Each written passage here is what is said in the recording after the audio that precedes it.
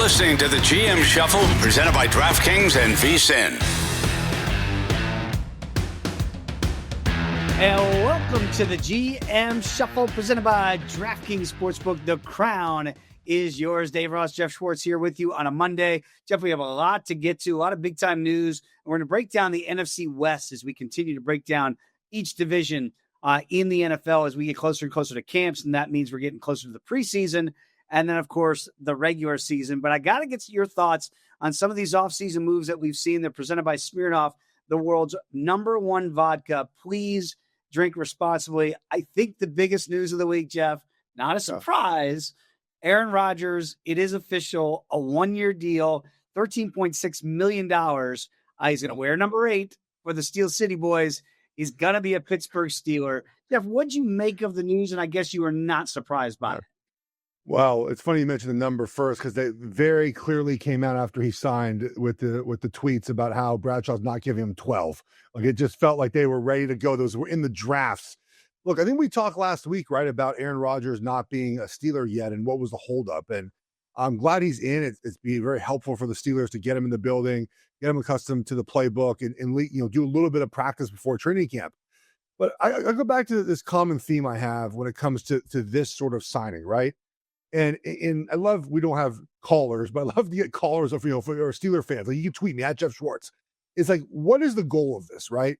Because the goal should always be, if you're Pittsburgh, to win a championship. And that means you might have to do long-term planning to do that.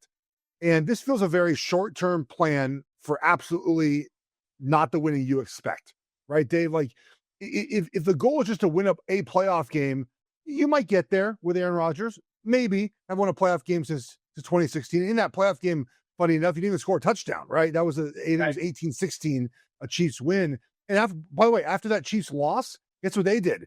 They were bold and traded for Patrick Mahomes.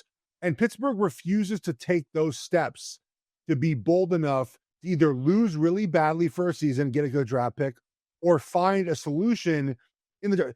Kenny Pickett's he was the only quarterback drafted in the first. He's not a solution, right? 20 teams passed on him before you drafted him. That's not a solution in the first round, right? Or whenever he was drafted, 18 maybe. So that's not a solution, right? And I feel like we're going to be in the exact same spot before the draft next season. Steelers win 9 or 10 games, losing a wild card round, or maybe they win that wild card game. And now they're without a quarterback, and you still have to find that player for the future. And so in the short term, this is a fix. Absolutely. Look, Rodgers, I think it's because people don't like him.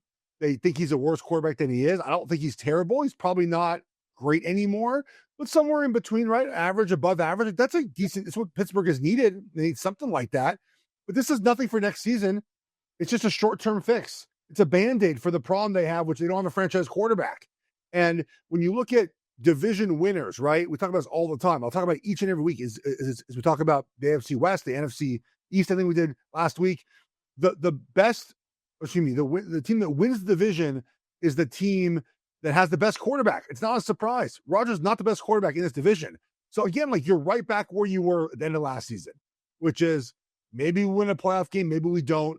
We're not going past the divisional round, and we don't have a quarterback. So I don't know, man. I would just stink for a year, which Pittsburgh was never going to do, and then figure out after the season. But they're not there yet. So it just feels like all of this is going to be for naught. Like, we're going to be back here next season with the same conversation about who's Pittsburgh's quarterback. You nailed it. Kenny Pickett was the 20th pick by the Steelers when they drafted him in the first round. So deep into that first round to get Kenny Pickett. And I'll say this, I see, and I'm picking up exactly what you're putting down. If you're the Steelers and you're Mike Tomlin and you're the front office, they must believe that they're close and that Rodgers is the difference maker, or else all of your points, Jeff, are spot on. Why would you be doing this move? Why would you make this 1-year investment unless you either think you're really getting them for 2 and or you think this year is the difference from a 10-win team a year ago to maybe be a 12-win team? I don't see it either. You're delusional if you think you're close. You're delusional if you think you're close. And, it takes a lot to say, you know what? We're not what we think we are. Like, you have to have that honest, I had a high school football coach that told me, I told the team, not just me, but it's the best advice I ever got. He said, don't lie to yourself, right? And it was more about just like kids in high school thinking they're better than they are, or just, they're not putting the work in necessarily. It's about work, right? If you put the work in to be a good high school football player, but I think it applies to a lot of things in life. I think the Steelers are kind of lying to themselves. I don't think they're close to winning a Super Bowl. I don't know what evidence they've got. Now, I get the defense has been good for so many years, but they still lose games every year. They should win. Happens multiple times a season. And again, in their own division, I know they play the division tough. I get that. I know Steelers fans will be angry at me and yell at me. We're still in some division. But again, you're not the best quarterback in the division. So if you're not winning your division, you're coming for the wild card round. The last team to do that was Tom Brady, which is an outlier for everything. Like the idea that Rodgers this year and next year is going to be, again, like ascending player where he's at right now. When it happens, typically as an older player, it happens fast. You get bad fast, and how can you put that up? Tom Brady's the outlier for all of this. And so if they think they're getting Tom Brady and that success in Tampa Bay, I don't think it's going to happen. So the Steelers, I think, are delusional for thinking that they're anywhere close to winning the Super Bowl. Are you better than Buffalo? Are you better than the Chiefs? Are you better than the Ravens? Are you better than maybe the Texans step up this season? I have more faith maybe in the Broncos and Chargers winning playoff games right now than I do Pittsburgh. So I just don't know why they think they're close with Aaron Rodgers. Yeah, I think you and I see it the same way. They see it differently. They must believe that Rodgers is going to be, as you mentioned, the Brady in Tampa, the Stafford in the Rams type deal. That you get that lightning in a bottle with one of these older quarterbacks. That's who Aaron Rodgers is these days. But I'm kind of with you on that. It feels like you got a lot of big fish to fry in the AFC, and I don't know that this move is necessarily going to be the one that gets them over the top. They're waiting in Detroit to get over the top and get to a Super Bowl, which they've never been to. Maybe they took a big hit last week with Frank Ragnow. I don't know if it's a surprise to you, Jeff, and who better to talk to about this than you. But he's retiring at the age of 29. Dan Campbell did say, quote, he's going to be sorely missed. We know they have options. You can try to slide the right guard. You can try to slide Glasnow over there. You got a rookie that you drafted here in the second round. Maybe, I don't know if it's as easy as to plug and play there. But how big of a concern is this if you're a Lions backer? And what realistically do you think they do? Play a rookie at that position with all those line calls you have to make, or try to slide over your guard and see if he can play center? Yeah, so I'm trying to find, I should have saved it, but there was a tweet that was basically explaining, and this is, you can tell when he's in and out of the lineup, but the fact is, like, when out of the lineup, he's dealt with injuries. The Lions offense is just not as good. It's that simple. And they're going to have to find, obviously, that solution now without him in the lineup. And, if you look at all the numbers, right, like number one run blocking center in 2024, number one run blocking center in 2023, number 5 in 2022. He's been a top, 3, 4, 5 graded center throughout his career. And one thing you notice that I think is important to note as we talk about the replacement and how important this position is. I actually have it right here. I finally found it. You ready? Yep. Lions offensive ranks since 2022. So a couple years, right? Few years, garbage time excluded. You should always take out garbage time. That is unimportant to this number. Lions offensive ranks with Ragnow on the field. Success rate, third. EPA per play, so expected points added per play, tied for first. Lions offensive ranks with him off the field, 23rd in success rate, 12th in EPA. So it drops way down when he's off the field. And that's been his career. He's unfortunately been hurt. That's part of football. It's a part we don't like at all, ever. And so they're going to miss him. And you often see centers of his caliber, right? They play in one team their whole career. Or maybe at the end they moved to, like, these Hall of Fame guys. I'm not saying he's a Hall of Fame player, but the caliber of player Ragnow is they play forever on one team because they're that important to solidifying the offensive line, working with the quarterback on protections and run game, and just being the anchor. Look, man, it's so funny. At guard, I played guard and tackle my career. Guard, get in my stance. I could ID the entire front, not a problem. Get to center, you put that ball in your hand and you just freak out. Like, I couldn't do anything at center, like when I had to do it in practice every now and then. It's a different position. And they're going to miss the leadership of him. And they're going to miss just the calming influence he has. Because, again, in the huddle, you look to the center, right? You just do. He's the center of the huddle. In situations where the defense is presenting you weird looks, you turn, you see guys look right at the center. Like, what are we doing, buddy? What are we doing? Talk to the quarterback, figure it out. Like they work it together. So Are they going to put Tate Ratledge there, who has not played center in his career, right? He's been a guard. I think he's done possibly some reps there throughout his career at Georgia, but not much. You put a rookie in there. So they've gone pretty young inside pretty quickly. And look, that is the NFL, right? I mean, that's what it is. But is Glasnow going to play there? I think if I had to pick a route, if you thought Ratledge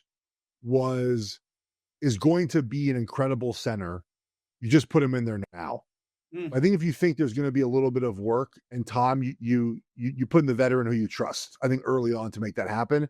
And then you can move Ratledge there next season or figure it out. But man, what a tough blow. I will say, I do admire players who have, I think it takes courage to just retire when you want to, or when you need to.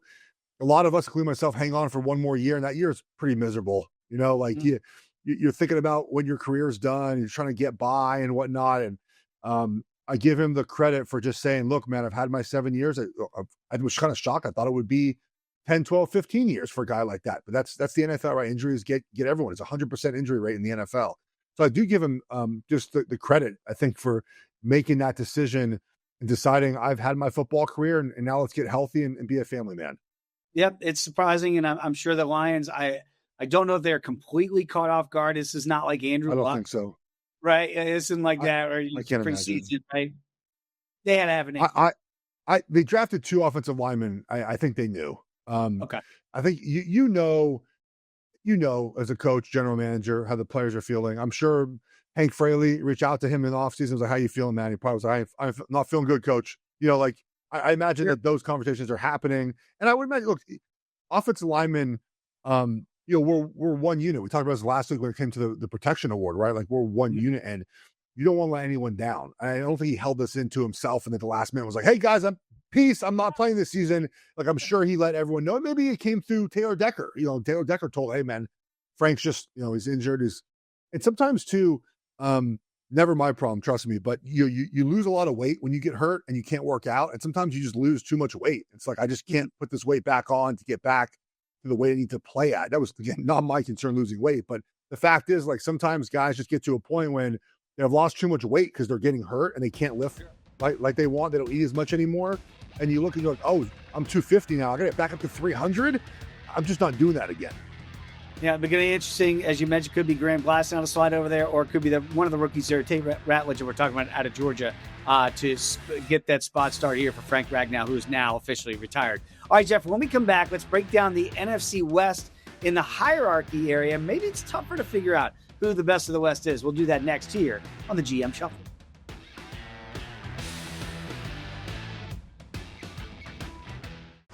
You're listening to the GM Shuffle, presented by DraftKings and VSiN.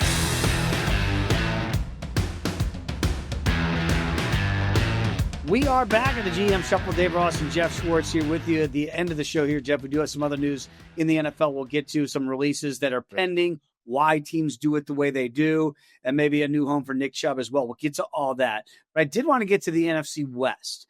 And again, we broke down the East last week. Let's do the West this week. And we'll start with the teams that I think the marketplace, at least in the betting markets, are telling you will be the best. And that's San Francisco and the Rams. Let's start with San Francisco. This is a team total that they won 6 games last year. Now, I know they were severely banged up at everywhere but quarterback, really, with Brock Purdy. And now you give Brock the big deal. Deebo Samuel's in D.C. You're counting on Trent Williams and CMC to be healthy. Brandon Ayuk coming off injury. Jeff, it feels like at 10.5, where this win total is set. Now, the schedule doesn't look particularly daunting, but you're counting on a lot of guys to come back to be healthy, and you didn't lose your quarterback a year ago, and you were only a 6-win team. Can they win 5 more games this year and cash that over? I'm going to read you their schedule. Are you ready? Okay. Yep. Remember, they were 4th place team last season. You ready? So they have their 6 division games. We'll skip right. Seattle, two Seattle, 2 Arizona, 2 Los Angeles Rams. New Orleans, Jacksonville, Tampa Bay, Atlanta, Houston, New York, Carolina, Cleveland, Tennessee, Indianapolis, Chicago. Those are their 11 other games they had outside their division. I think right now they're slated to be a favorite in 15 of 17 games. I think the ones that I think not right now, right? They're not going to be a favorite at Houston. They're not going to be a favorite at Los Angeles. I think those are the two games. At Tampa Bay, I think they're a slight favorite right now, but who knows? So maybe 14 of 17, right? They're going to be able to get over 10.5 wins. I think I'm rarely going to tell you take a team over 10.5 wins. It does scare me.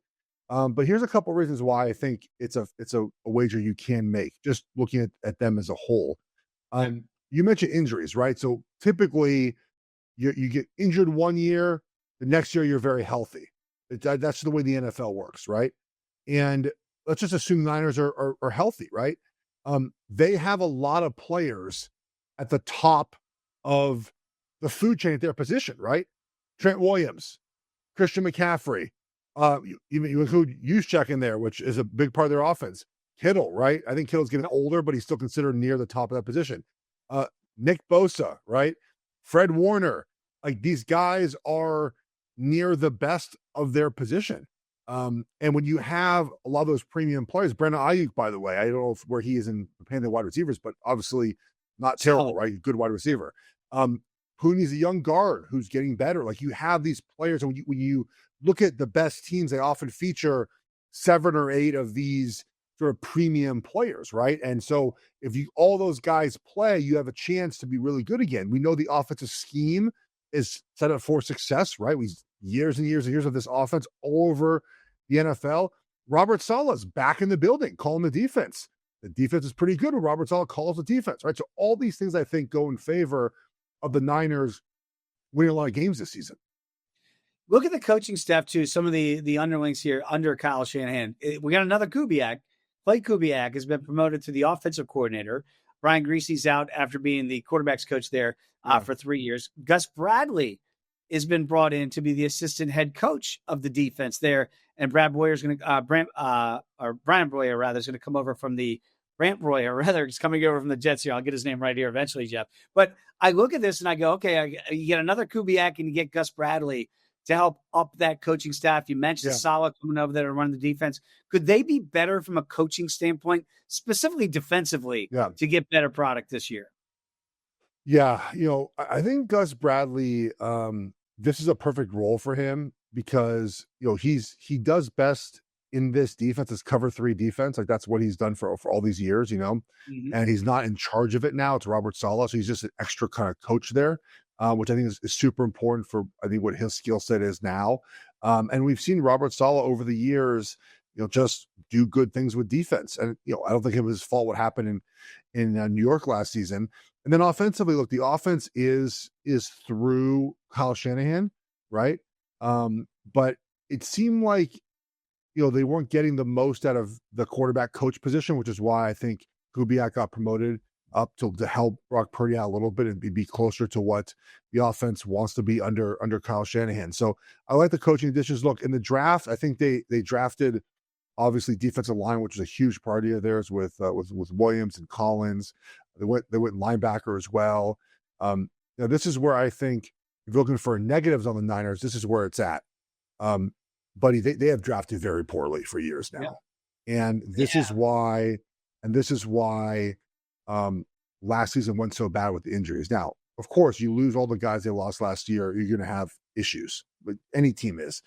But when you look at throw out last year, we don't know Pearsall's, who knows? He was shot before training camp, for heaven's sakes. Like, he could be good, right? Pooney, I think we've established, can be a good guard. Other guys play, Guarnero and Cowan, like, those guys played well last season. But look at the rest of the draft. Like, part of it is they lost first-round picks for trading Trey Lance, so they haven't been able to draft these impactful players. But, in 2023, Brown is a safety of theirs, but not like a game wrecker, right? 3rd-round pick. Jake Moody, the kicker.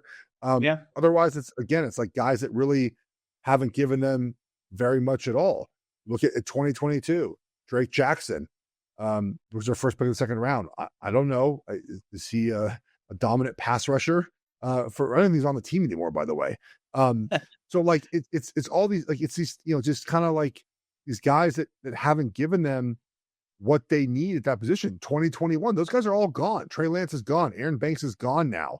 Hufunga's gone now. Like, so if you bet the over wins, I think you're walking a fine line. If they get any injuries again, you're basically banking on the fact they're not going to get injuries, right? Like you just say, look, man, we injuries again year to year that they change and we'll get some positive regression there. But if you don't get that, man, like they're going to be in a world of hurt again.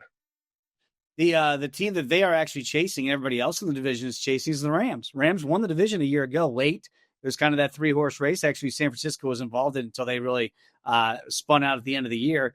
A 10-win team from a year ago. Their win total is sitting at 9.5, juiced heavily to the over, by the way, $1.45. And you get it. It's going to be some of the usual suspects. Now, minus Cooper Kupp, remember, he's gone. They did bring in Devontae Adams. That feels like that one-for-one veteran for veteran. So Cooper's not going to be that security blanket anymore for Matthew Stafford. Maybe Puka Nacua is already that guy there. When you look at this Rams team, and you mentioned the draft of the Niners, they have not drafted well. The Rams have drafted well, especially defensively.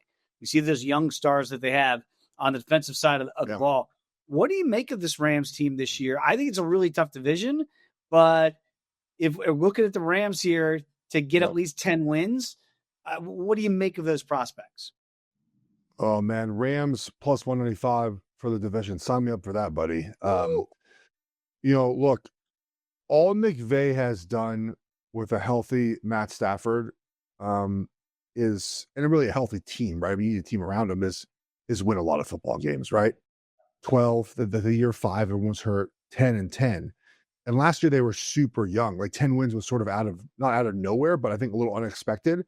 And now the team is a year older and the team is going to be better on defense for that. A lot of those guys were on defense. You look at the young, players they have offensively, they're getting better. Over the years, they get as they get some more reps. They've improved the offensive line with some additions. The Dotson pickup, putting him back at right guard was really good. Avila's been a good draft pick. Jackson's okay at left tackle. And the Cooper Kupp guys, I just want to remind, like Cooper Kupp last season was not good. Like I think we look at him from the guy that was sort of pre-injury a couple years ago. Yeah, he had last season 710 yards, but only 10 yards a catch. Like in 11 games he started. The year before that, he started only 12 games. The year before that, he started 9 games.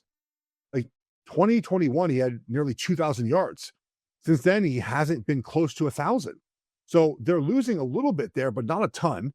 You mentioned Adams being brought over to sort of mentor that young group. I get to bet on what I think is the best quarterback in the division and the best coach to win the division with that defense. Oh man, guys, they were one play away from beating the Eagles. Yes. In the snow in the divisional round, and they were -2 in turnovers. Both turnovers were just sort of bad luck, like bad weather turnovers. And I don't know that the last year matters much to this year, just generally speaking, but they do return a lot of the same team back. They've had the Niners number over the years too. The Niners finally beat them in the NFC Championship game, but for years that the Rams had beaten the Niners up for, McVay's always won that matchup. Yep. So I like the Rams a lot, buddy. I'm high on the Rams this year. When you look at the NFC in general, okay, Eagles. Eagles are up there, right? But if not the Eagles, who are you taking in the NFC? I might look to Los Angeles. I love the Stafford play on Stafford and play on Sean McVay. Because I'm with you. I look quarterback and I look head coach before I ever would play anything in the futures market on that. And you mentioned, Jared Verse and Fisk, how good those rookies are playing so far at a very young rate, but at an accelerated rate on the defensive side of the ball. They really look like difference makers there. But the health of Stafford, is that a concern with the offensive line? Or as long as they can keep him upright, yeah. I'd play on that too. I think keep him upright, I mean, that's what they've tried to build the offensive line, and they reshuffled last season. Again, the Dotson addition was huge at right guard. I feel like that's his spot. He was sort of out of position in Pittsburgh.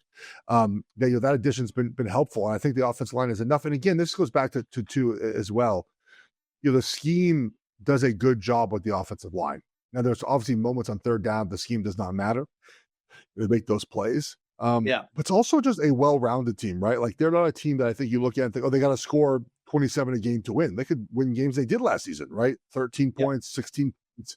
They could do that again this year. So it takes the pressure off the offense having to be perfect. which I think is important. And, at that age, a Stafford, like, is he still really good? Yes, but buddy, you have to do everything, right? Rely on the defense. Don't make mistakes, and that to me is going to make this team pretty dangerous to deal with. Yep, Kyron Williams doesn't fumble that football there in that third quarter, late in that third quarter against the Eagles game. That could be a very different outcome there in the city of Brotherly Shove, and yet still had a chance to win despite those 2 turnovers that you alluded to, Geoff. All right, when we come back, let's break down the other 2 teams in this division. I put that in air quotes because I wonder how far away they actually are from the hierarchy in the NFC West. That, of course, is the Cardinals and the Seahawks. We'll do that next year on the GM Shuffle. You're listening to the GM Shuffle, presented by DraftKings and VSiN.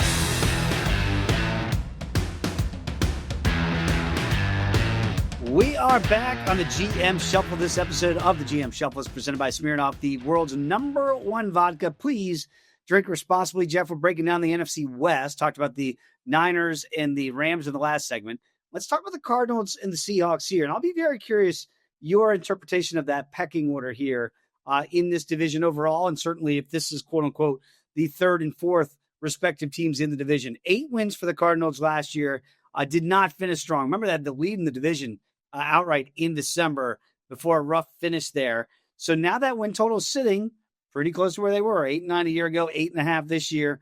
Juiced a little bit to the under at minus $1.20.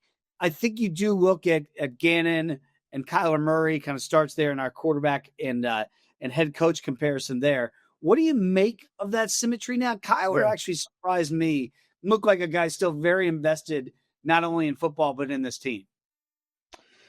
They are a team, Dave, that is hard to pin down, right? You look at their quarterback first, and Kyler Murray can look so good. I think he's like one of those guys you want to watch on Sunday Ticket. Like if there's a Cardinals game on, you put on, because you just never know. You're going to get some good throw. There are throws he makes. I'm like, there's no way. There's no way he's making that throw, and they're perfect. Then there are other games where it's just bad. It's very inconsistent. And I think that's a concern I think you have with Kyler Murray is like, what do you get from him week in and week out?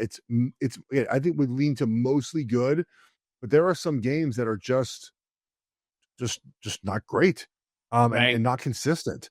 And I think that is where we're at with Murray, where we want to see a little bit more consistency, right? A little bit more, okay, this is what we get each and every week.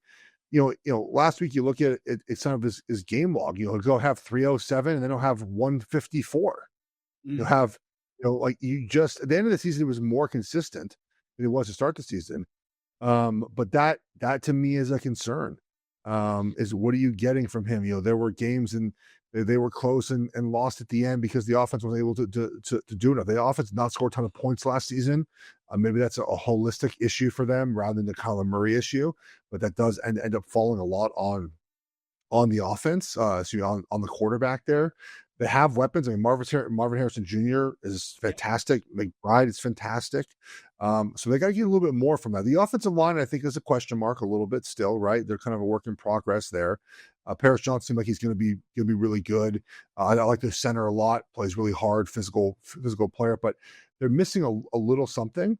And so offensively, I don't know, man. They're a team that wagering on any sort of aspect to me feels very difficult to do. I'm right there with the head scratching part of this football team, because at some points it looks really, really special. And then you're right. Other weeks, those 2 losses they had to Seattle last year really hurt their playoff chances and certainly win the division chances. You do give Trey McBride, as you alluded to, a big deal, 4 years, $75 million extension. 32.5 of that is fully guaranteed. You mentioned Harrison Jr. after his rookie year. Like if your number one weapon is the tight end position, and I know it's a different day and age in the NFL, can you survive offensively like that? If it's not Harrison, maybe 1 and 1A, but it feels like McBride is the real emerging offensive weapon that Kyler Murray counts on the most. I think you can. You can rely on a player like that. Tight ends, man, are just extreme mismatches. What do you do with them, right? Do you have a safety on them? Do you have a linebacker on them? But Harrison, I think, is good enough to be number one too. Like I think you have both those guys. They add themselves a slot guy, which I know they're sort of maybe that's Zay Jones. I mean, someone kind of be Michael Wilson. Like they have options, right? Dortch obviously is there. There are options for that third guy, but I think it's enough to be good. I do that, and they can make that with those guys. But McBride feels like one of the more underrated players in the National Football League. We talk about let's say the Pantheon of tight ends. I don't think he's brought up by a casual fan, but legitimately very, very good player. Very quickly, defensively, they go ahead and sign Josh Sweat to a big deal. They bring in Calais Campbell on a 1-year deal. You down Tomlinson, right? Like I'm looking at some of these moves defensively.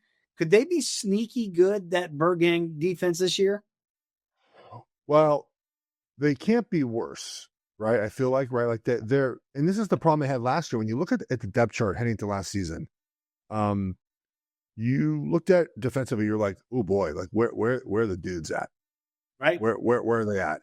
And they have them. I think they have them this year. Look, Will Johnson, I think would have been a much higher draft pick if we went without the injuries. You bring in Sweat as well, which is can be impact player.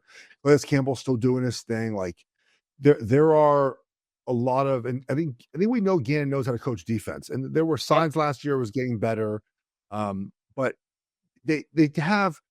Look, you can be the best coach ever. You know this. You need players. You need players. And they have better players now, which will certainly help out Gannon. I look at the Seahawks, and this is a team that I had a 6-1 ticket on them to win the division last year. And they finished with the same record as the Rams, lose the tiebreaker there. And clearly so close to getting it done. Year number 1 for Mike McDonald as new head coach. They've made some offensive changes, big time, obviously. Quarterback being the number one thing. Geno Smith is gone, and you bring in Sam Darnold, right?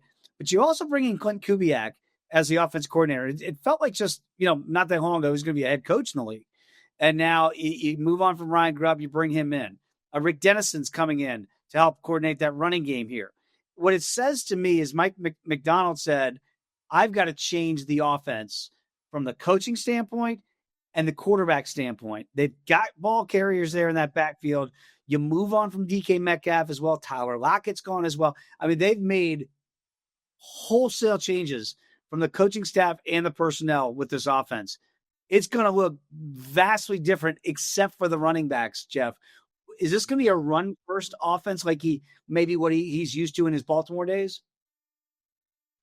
Probably run first offense, but there are question marks offensive line, right? The tackle's good enough. They drafted Gray Zabel. That was like the number one mock guy any team was like an offensive lineman to Seattle in the draft outside of Cam Ward, obviously. They got some young players at center, a young player right guard as well. There's some talent there, but the offensive line does concern me. But number one, man, I'm sort of just out on Darnold having the same year he had last season. That I think is what the issue is for me, right? You look at Darnold last season and think about where that team was. Justin Jefferson, Jordan Addison, TJ Hawkinson. That offensive line was fantastic. Now, obviously, there was injury at left tackle last year. Yeah. Good to above average defense. Incredible play caller. All these things happened, and they had a great season. When it mattered most, obviously, Sam Darnold crumbled. Now you're playing outside, in the rain, in the poor weather, with an offensive line that's questionable, with weapons that are not as good. Now, JSN maybe, right, becomes superstar one day, but you have MVS, who is so hit or miss, and so you're 3 wideouts, at least according right now to the depth charts. JSN, MVS, Cooper Kupp. I don't love it. I liked it. I like Torrey Horton in the draft pick from Colorado State. He's really good. He just had some injuries that they played for Colorado State that kind of hurt him. But I think I'm out of the Darnold thing, man. That really does worry me, and maybe I'm too worried about it, but I don't think I am. And you detailed pretty accurately, obviously, Cooper Kupp's last couple of years in LA. I know he says he still has great football ahead of him, but with that wide receiving core now, after Jackson Smith and Jigba, he's going to have to be like MVS. I'm with you there. Like he's open a lot, but then he drops some easy ones, as we've seen historically through the years. Like Cooper Kupp would have to be that second option, right? in order for this offense, once we have to throw the ball to Sam Darnold on third down, you got to look at Cooper Kupp and say, can you at least be a slot guy? Can you win for me in the slot? Because we know who the number one receiver clearly is at this juncture. Yeah, and I think that's a concern, right? Like I don't, everything worked out perfectly for Darnold last season, and it resurrected his career. But that's not something we see often happen on a second or third team, right? I mean, there's lots of stories in the NFL of guys playing well in one situation, going to a new situation, people expecting it to happen. It just doesn't happen, Dave. And I'm out on that, that happening for Seattle this season. And they lost a lot on offense, and I think they downgraded a quarterback. I just don't buy the Darnold career resurgence. Let me ask you this, because again, talk about trust, and clearly the trust is not there for you with the quarterback. Yeah. What about Mike McDonald in year one and John Schneider as the GM? Do you trust that brain trust, whether it's going to be defensively, they run the ball more, they protect Sam Darnold that way, they don't make him throw the football 30 times? Like, what style do we think we're going for in the Pacific Northwest? Well, I mean, defensive coaches tend to want to be physical, run the football, protect the quarterback, play action pass, focus on the defense, it's why you end up with like the last 8 teams in the playoffs every year, 7 are offensive coaches and Sean McDermott. Like, and then Sean McDermott obviously, very, very famously just gets super conservative in the postseason. Yeah. Right. Like it's just what it is. So you certainly win defensively, but you gotta like, you have to play a certain way to get that done. And you can protect your quarterback all you want on first, second down, third down, 3rd and 8, 3rd and 9, 3rd and 10, 3rd and 7. When the offense has got to drop back pass and make those plays, have you done enough to prepare your quarterback? And have you done enough around the team to make it happen? So I like what we did last season. Good first start, right? He's a young coach, his first year. You're gonna have seasons like he did last year. But it's more just about again, we're talking about like the best quarterbacks in the division. Stafford, right? Purdy, I think it's like 1, 2, right? Darnold's, is he 4 in the division?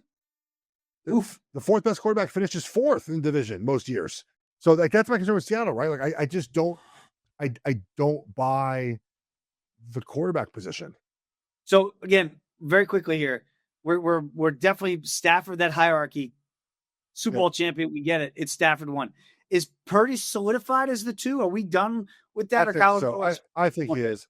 Okay. For now, he is. Again, I think Murray is more physically gifted, but Purdy just plays better. Yeah, I think he's more consistent. You have to accept what Purdy is. He wins a lot of football games. Quarterback wins, not a stat. Okay, fine. But he does well. You know what I mean? Like the team wins a lot of games with him a quarterback. So I think Purdy is firmly 2 for now. Talent-wise, Kyler Murray is so capable, Dave, of like having a 4,000-yard passing season and a 500-yard rushing season and throwing for 35 touchdowns and limiting interceptions and like just being this incredible player. He's so capable of that. Like that's in his bag, as the kids say these days. But he has to do it. I agree, and that would put Sam Darnold 4th in that pecking order if we're rating those quarterbacks in that division. All right, when we come back, we'll talk about another quarterback in Indianapolis, what's going on there, and also big news out of Green Bay. That's next here on the GM Shuffle.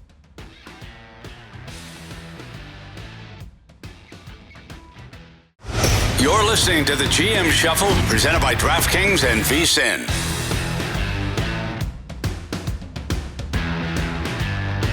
We are back. GM Shuffle, Dave Ross and Geoff Schwartz here on a Monday. And big news coming out of Green Bay, Jeff. Wasn't that long ago, Jair Alexander, very high first-round pick here for the Green Bay Packers, set to be released by the team.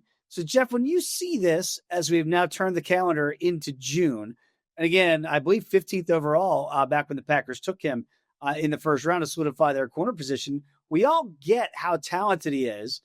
And then we also get sometimes you make yourself a team captain for a coin toss in overtime against the Panthers when you're not a team captain. Some bizarre things here that maybe a disconnect in that locker room and or with Brian Gutekunst, the GM and the head coach. What do you make of this pending release here of Jair Alexander?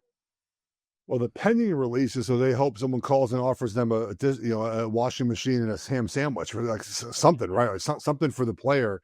So I hate to talk about it like that, but that's just what it is. Right? They're hoping someone gives them a conditional 7th round pick. The thing about player trades too is that they're worth way less than you think on the trade market. Every year you guys get traded, you're like, what for that? It's all they got back. Yeah, every year. Look, the hard part about this discussion is, obviously I'm pro player. I want the best for these players, and I root for them to have success. But teams don't release premium position players unless they know that player is just not good anymore. And not good the salary that they want to be at. This is a premium position, right? This is cornerback in the National Football League, and he's just been hurt too much, and the Packers don't want to pay him what he wants. And if he was that good still, they'd be like, sure, we'll work something out. Like, we'll make it work. The teams can always make it work if they want the player. And it's now flooding the market with more of these older defensive backs that, again, Stephon Gilmore will have a game or two, on a new team every year that you're like, wow, like he still got it. But these guys, when you lose it and when you're injured so much, I was one of those players, never as good as Jair Alexander, I'll tell you that. But you start getting hurt, man, and it's hard to see him ever returning to what he was at, in his career with all the injuries. But I wish him the best. But again, the Packers are releasing a premium position player. I think they feel like it's just sort of, that's kind of it for him. I feel like the diva position, obviously in the NFL, has always been associated with the wide receiver, right? That's just that position, diva. Odell Beckham Jr. is going to go way back in the day as long as the position's been around. I wonder if corner is kind of that new, we've got these interesting guys, put them on an island, go cover. And, I was fortunate enough to cover Champ Bailey and Darrell Green back in their DC days with the Redskins. And those guys, man, they just did their job, and you never really heard from them, or never a negative connotation with those style of player. I'm not saying Alexander was ever on a Darrell Green Hall of Fame level or a Champ Bailey Hall of Fame level, but you put up with a lot for the talent. You think this is more of a talent salary. It's not equatable anymore. And no matter how good he may have been, or we thought he would be, the injuries are now robbing him of being that player.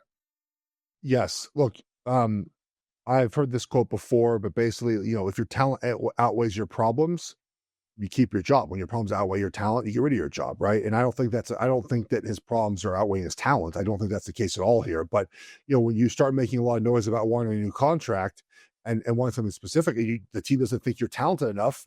That's the end of it, right? You mentioned Green, by the way.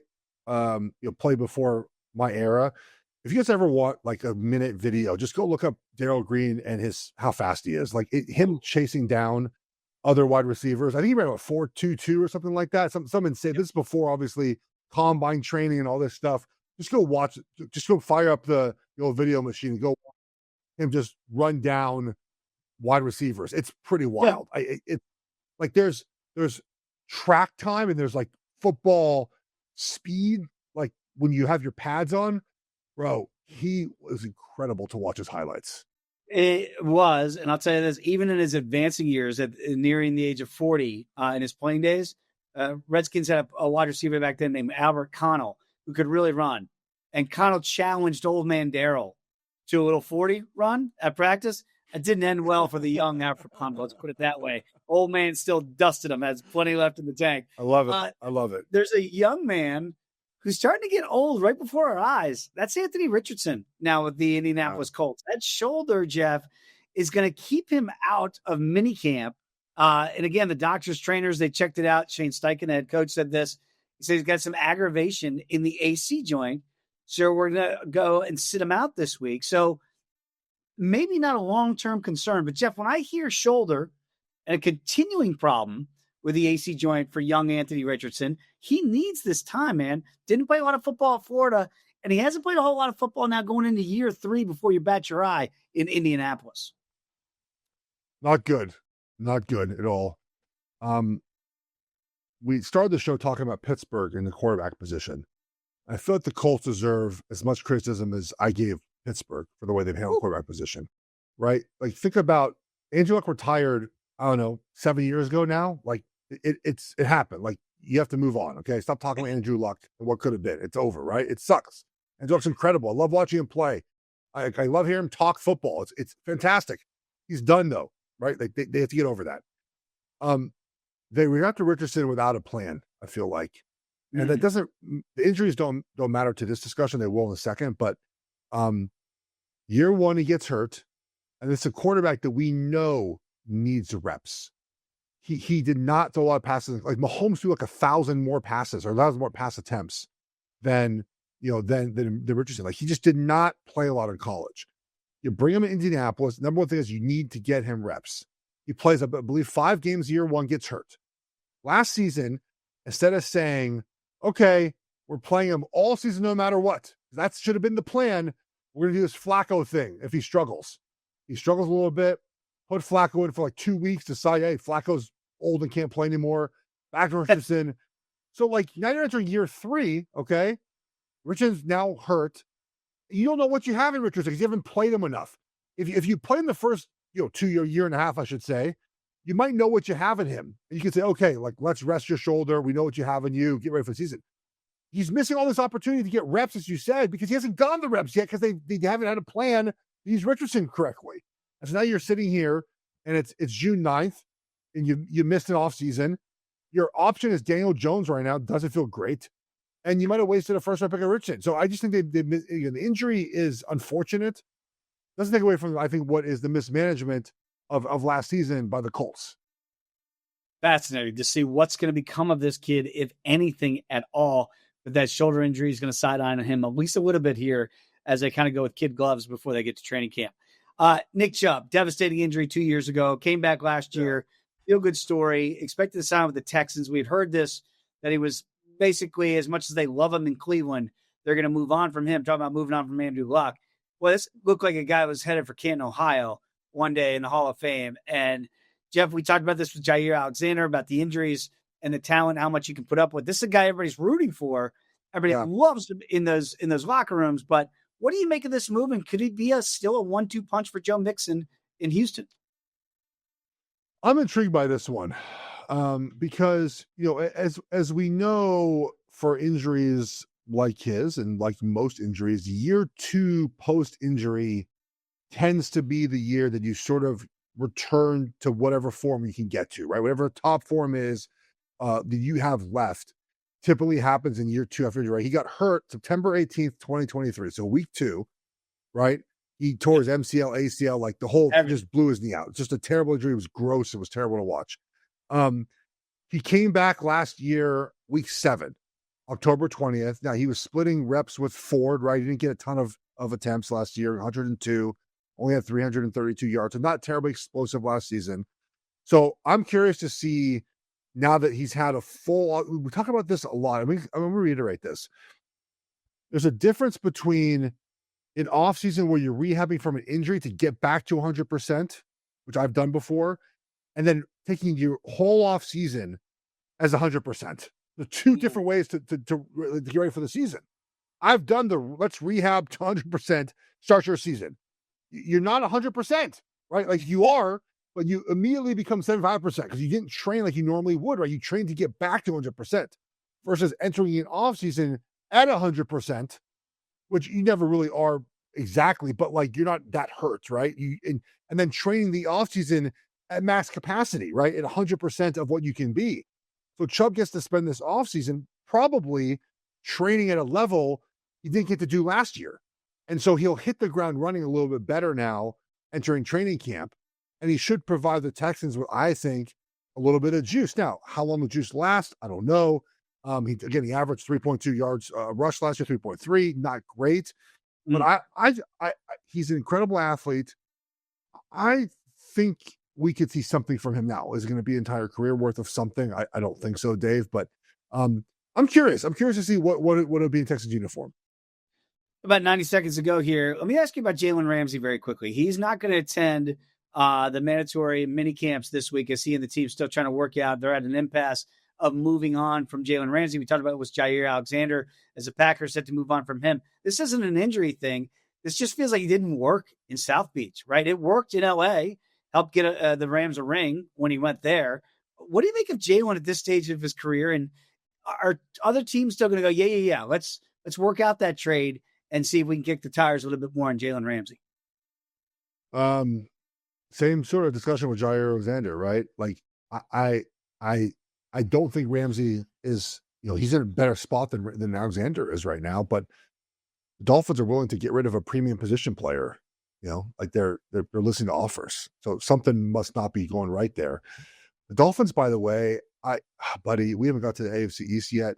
Oh, I think I'm just extreme fade. I think they're one of the teams that just like they look like they're just like, I would even put Mike McDaniel like first coach fired. I think it's like, I just think that feels like they are just trending downward in a fast way. It feels like when they put up the 70 points a couple years ago against the Broncos, and Mike McDaniel's in this offense. This is the best offense we've ever seen. Everybody's going nuts. Yeah. Ever since that game, it feels like it's just been on a downward spiral ever since. And then that ill-fated game in the playoffs against Kansas City a couple years ago, where they just looked cold. They did it again against Green Bay on Thanksgiving Day last year, where they just don't look equipped to play big-time football at the end of the year. I'm with you. Might be a coach to watch out there in Miami if things don't get off on the good foot. Geoff, always appreciate it, man. Love the conversations each and every Monday. Thank you for watching and listening to the GM Shuffle, and we'll see you next week.